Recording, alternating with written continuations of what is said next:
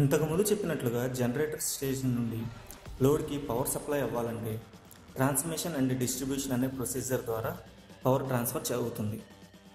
ఇక్కడ లోడ్ అంటే power consumers like mills, factories, residential and commercial buildings, pumping stations etcetera. అయితే ఈ electric పవర్ని కన్జ్యూమర్కి 2 మెథడ్స్ ద్వారా పంపిస్తారు. అవి over head system and under ground system. Under ground సిస్టమ్ని వెరీ పాపులర్ ఏరియాస్లో యూజ్ చేస్తారు, ఎందుకంటే ఇవి కాస్ట్లియర్. అయితే ఈ ట్రాన్స్మిషన్ అండ్ డిస్ట్రిబ్యూషన్ ఏసీలో ఒకలాగా, డీసీలో ఒకలాగా ఉంటుంది. అవి ఇప్పుడు చూద్దాం. ముందుగా DC transmission and distribution system.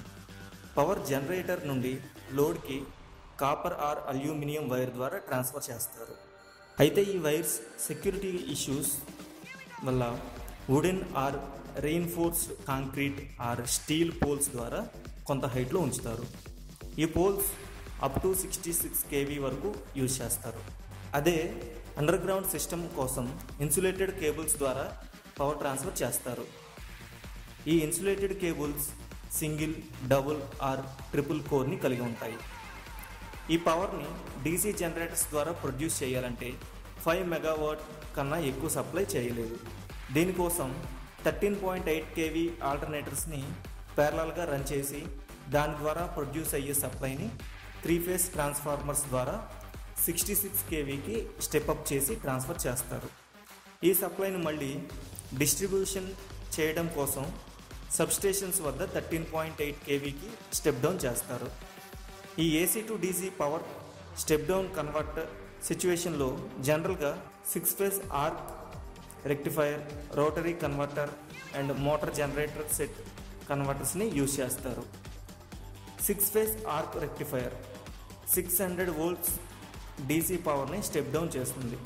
ఈ పవర్ని జనరల్గా ఎలక్ట్రిక్ రైల్వేస్ అండ్ ఎలక్ట్రోలైటిక్ ప్రాసెస్కి యూజ్ చేస్తారు.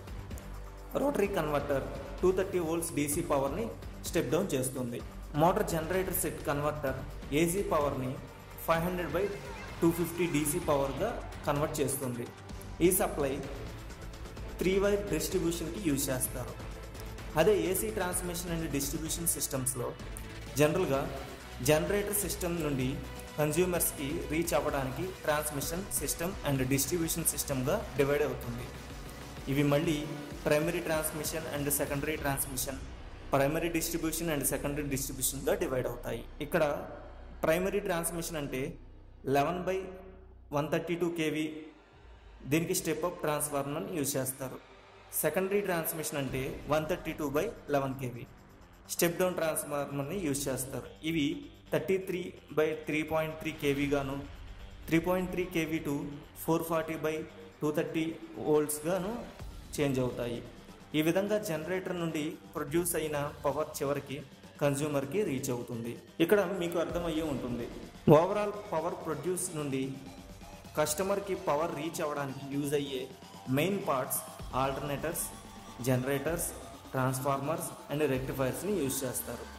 ఇక్కడ ఆల్టర్నేటర్స్, జనరేటర్స్ని పవర్ ప్రొడ్యూస్ చేయడానికి, ట్రాన్స్ఫార్మర్స్ని step up and step down చేయడానికి, రెక్టిఫైర్స్ని AC to DC power change చేయడానికి రెక్టిఫైర్స్ని యూజ్ చేస్తారు. మీరు చూస్తున్నది యూపీహెచ్ఎస్ ఎలక్ట్రికల్ టెక్నాలజీ. మీ ఐడియాస్ అండ్ వ్యూస్ని మాతో తప్పక షేర్ చేసుకోండి. Thank you.